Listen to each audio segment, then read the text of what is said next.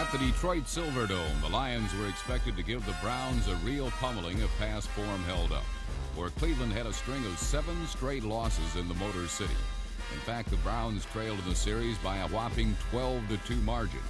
Luckily for Cleveland, the two teams don't meet frequently. This is their first get-together since 1975. Unluckily for Cleveland, Detroit is coming off a very strong opening day win over Tampa Bay.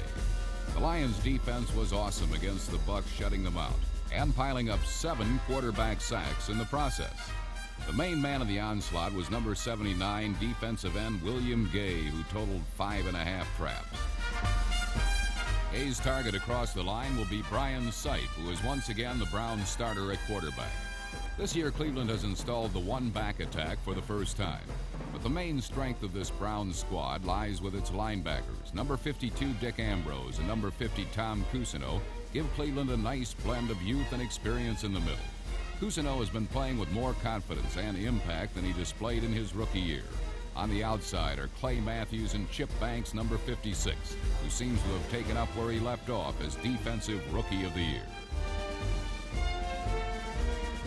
But Cleveland's defense can take no bows for its performance against the Vikings opening day, where the bald facts are that they permitted 27 points and nearly as many big plays. A very disappointing defensive debut. Eric Hipple is the man they'll be after today, for he has emerged as the Lion quarterback with Gary Danielson nipping at his heels. Another factor could be Billy Sims, who rushed for only 37 yards in his first game.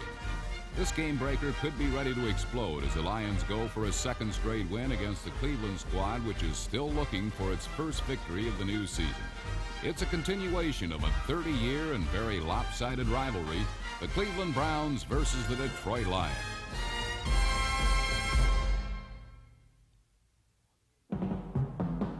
On the game's first series, it appeared that Sims would indeed have a big day.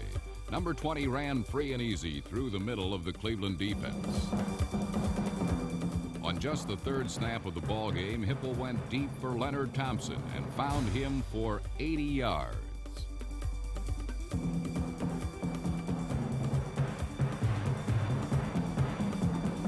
With this catch, Thompson equaled his yardage total from 6 catches the week before, and he made a very big and a very long play look easy against the dejected Brown defense.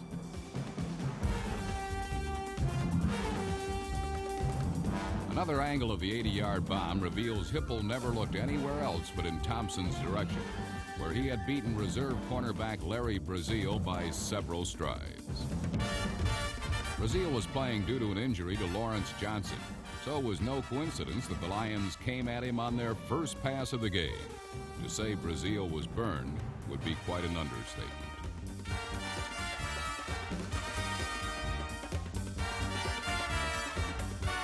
Under the watchful eye of William Gay, Cleveland took over for its first offensive series. Right from the start, Sipe found himself under pressure from the Lions' front four.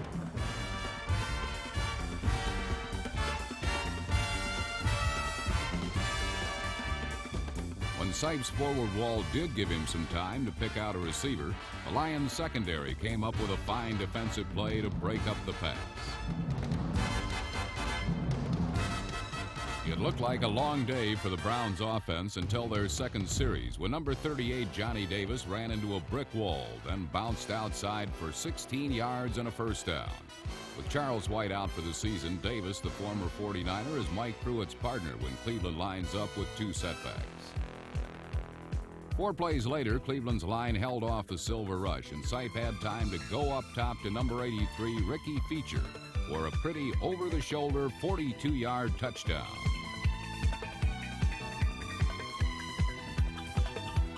Another look at the tying touchdown shows Sipe had the time to wait for Feature to come open by a single stride and hit him with a nice spiral. Speed of the receiver position has been a concern of this Cleveland team. They lost their top draft pick Ron Brown to the Olympics, and Feature is capable of delivering some much-needed deep speed to a team that badly lacks it. With the score now tied at 7, the Browns' defense surfaced. Despite the success of the Lions' air attack, Hipple kept the ball on the ground, relying on Billy Sims and his new backfield partner, fullback James Jones, number 30, Detroit's first draft pick from the University of Florida.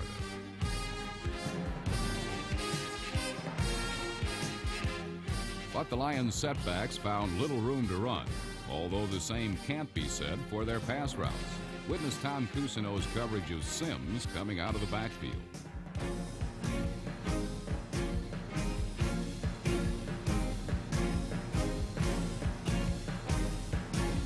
Billy Sims' frustration was more evident in the second quarter when he couldn't handle Hipple's pitch out for an 11-yard deficit and loss of possession on the fumble. Chip Banks, number 56, was Cleveland's man on the spot with this Lion gift.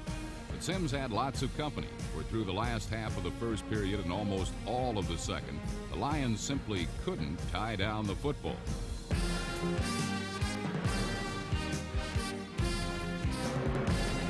At Florida, James Jones was known as a glue-fingered receiver.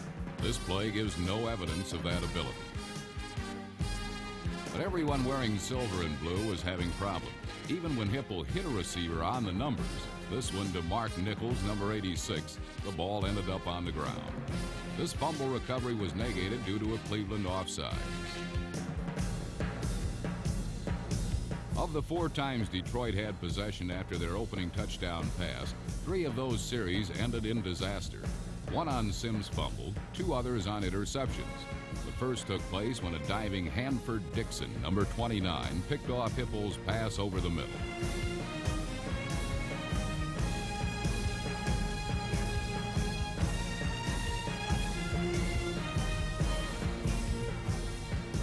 Cleveland is not a team generally known for producing turnovers, but they were getting them in bushels today.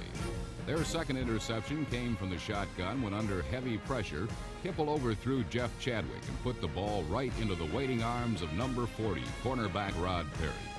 There's a bit of irony here, for Perry was acquired by Detroit in a trade with the Rams, then rejected because of a bad knee. The former All-Pro cornerback certainly looked healthy on this, his first step as a Cleveland Brown, and the 21-yard return that followed.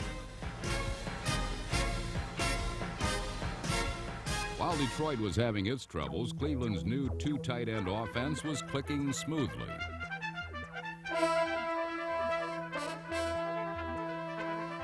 Although number 81, Harry Holt, coughed up the ball, the officials ruled he was down before he lost it, and a 26-yard gain for Cleveland was the result. Holt is a rookie who played in Canada the past 2 years. The Browns believe the big tight end would have been a first-round pick in the NFL draft had he been eligible.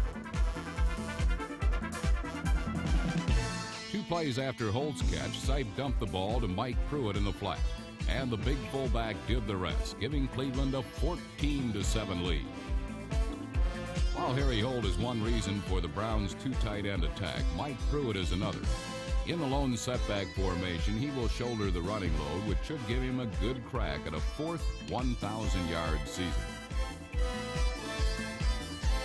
With only 35 seconds remaining in the first half, Cleveland's 7-point lead was suddenly and dramatically in danger.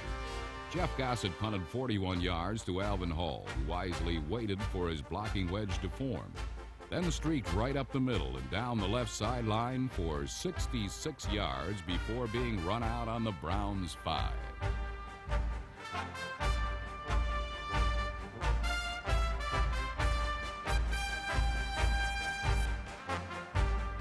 Hall's exciting return had put his team back in the game on the brink of a tie.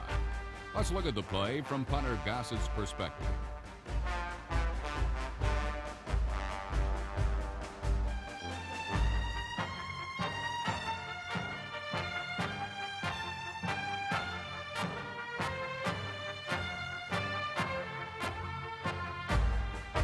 Hall seemed to get lost in the crowd, then broke out and hurdled Gossett's attempt at the tackle.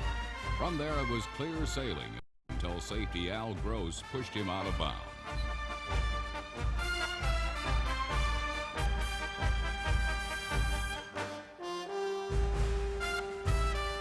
The damage had been done, and once again a member of the special teams had provided a spark where there had been none. Or on the very next snap, Hipple rolled right from the 5, avoided the rush, and found tight end Ulysses Norris for the touchdown that tied the game at 14.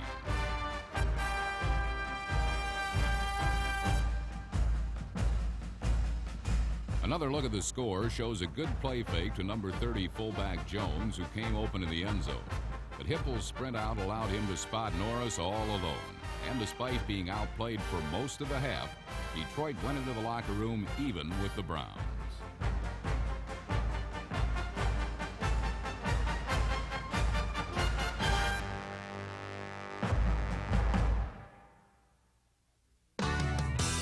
After seeing his defense scored upon for the first time in 1983, Lions defensive coordinator Ed Khayat wanted to make it a bit more uncomfortable for Brian Sipe in the second half. A Bill Gay sack, his 6th of the young season, helped force a Cleveland punt, and the Lions offense began its initial possession of the third period in excellent field position. Eric Hipple, following a 2-touchdown first half, went right to the air on first down and found Leonard Thompson, number 39.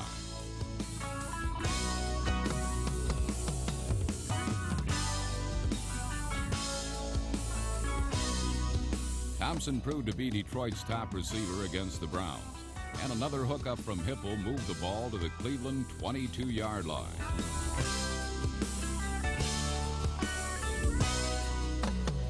But the drive stalled when Hipple was tackled for a 7-yard loss by blitzing linebacker Tom Cousineau, number 50.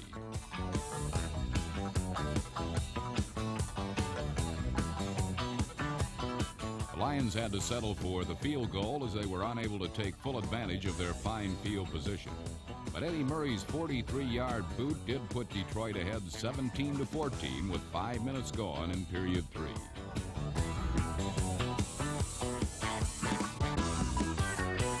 Browns wasted little time in coming back. Beginning with a pitch out from Sipe to Mike Pruitt, number 43, Cleveland marched downfield with relative ease as Sipe cleverly mixed the run with the pass.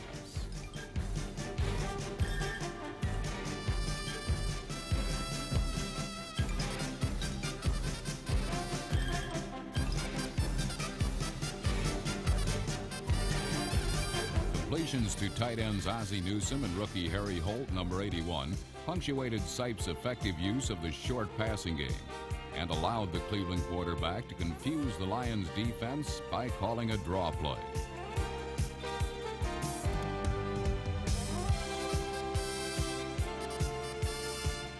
Two plays after Pruitt's 13-yard burst, Sipe confounded the Lions even more, and the result was a touchdown pass to the wide-open Newsome, number 82.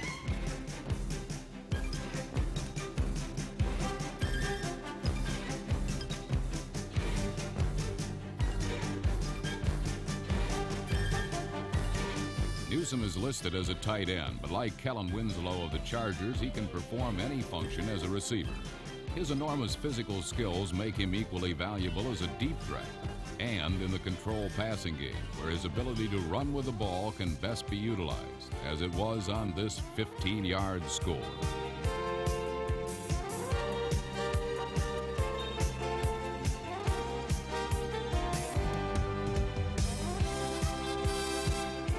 The 14-14 tie at halftime did not last too long. Detroit's field goal gave way to a Browns touchdown. Cleveland had a 21-17 third-quarter lead. The Lions needed more offense, and if the signals given by backup quarterback Gary Danielson were any indication, Detroit would be on easy street. That is, if starter Eric Hipple could understand them.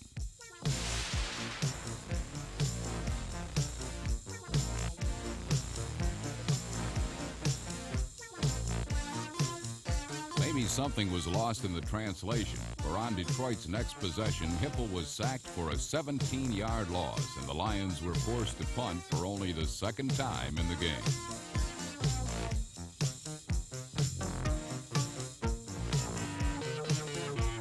The Browns took over in Lions territory and had an excellent opportunity to increase their 4-point lead.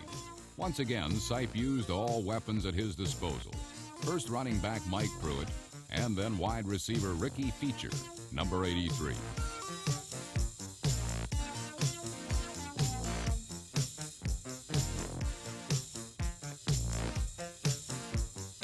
Beecher fumbled the catch at the Detroit 11-yard line, and linebacker Ken Fantetti jumped on the ball for the Lions. Detroit had come up with a big defensive play just when it seemed that the Browns might take control. The third quarter had been as hard-fought as the first half, and it ended with Cleveland ahead 21-17. With Gary Danielson now at quarterback, the Lions also went to the short passing game, and they started moving the ball against Cleveland's questionable secondary. Danielson hit Leonard Thompson for a first down, and then he picked out veteran Freddie Scott in the middle of the field.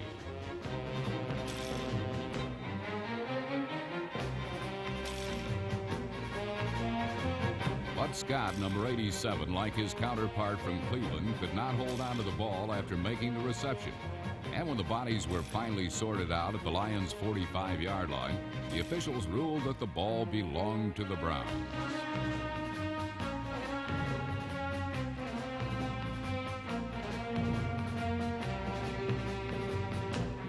Cleveland had been successful against an aggressive Lions defense by balancing its running game and its passing attack, and the Browns continued to do that on their first possession of the final quarter. Mike Pruitt's bullish running set up a sight pass to wide receiver Dave Logan, number 85, which in turn set the stage for another first down run by Pruitt.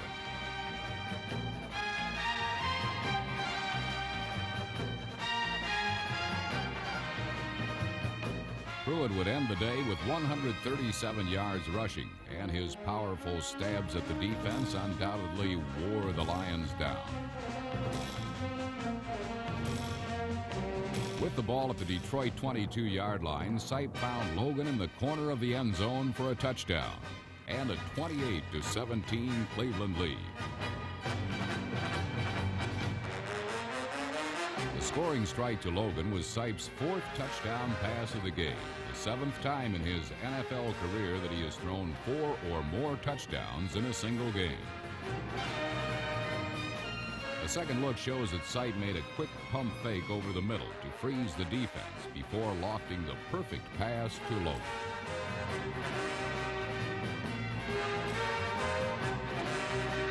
Sipe's seventh touchdown pass of the season increased Cleveland's lead to 11 points with 10 minutes remaining in the game.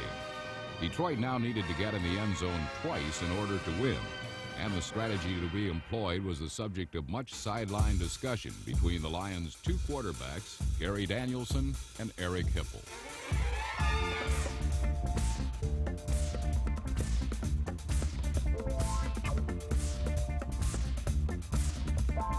The strategy session was a success. Danielson came out throwing, and he found openings in Cleveland's pass coverage.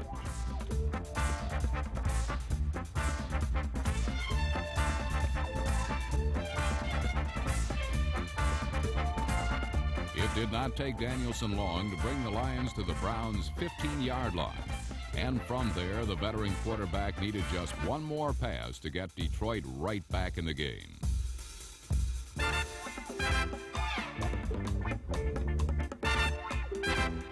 The second touchdown reception of the game by Ulysses Norris was a painful one, but it cut Cleveland's lead to 28-24 with 6 minutes left in the contest. The 9-play, 80-yard drive put the Lions back in it. It was now anybody's game, and the swings and momentum were impossible to keep track of. Right now, Detroit was in control, and its defense kept it that way.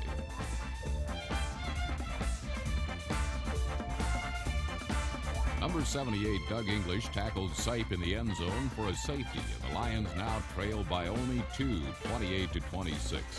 More importantly, the Lions would get the ball with the opportunity to go ahead, and they wouldn't need a touchdown to do it. With under 5 minutes remaining, it appeared Detroit was in the driver's seat.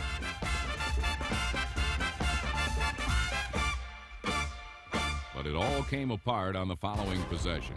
Gary Danielson threw behind his intended receiver right into the arms of number 21, Mike Whitwell, and the Browns safety returned the interception to the Detroit 27-yard line.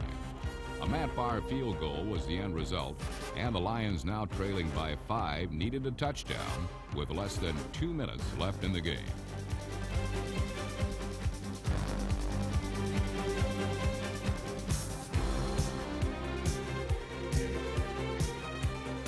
Danielson did not quit.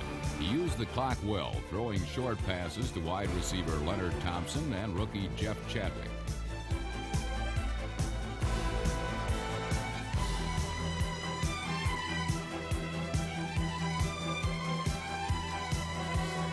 But the Browns' defense stiffened, and Danielson was pushed to his desperate limit. On 4th and 8 from the Cleveland 38-yard line, he threw a perfect pass to Chadwick, but the rookie could not hold on to the ball, and Lions' hopes for victory ended right there.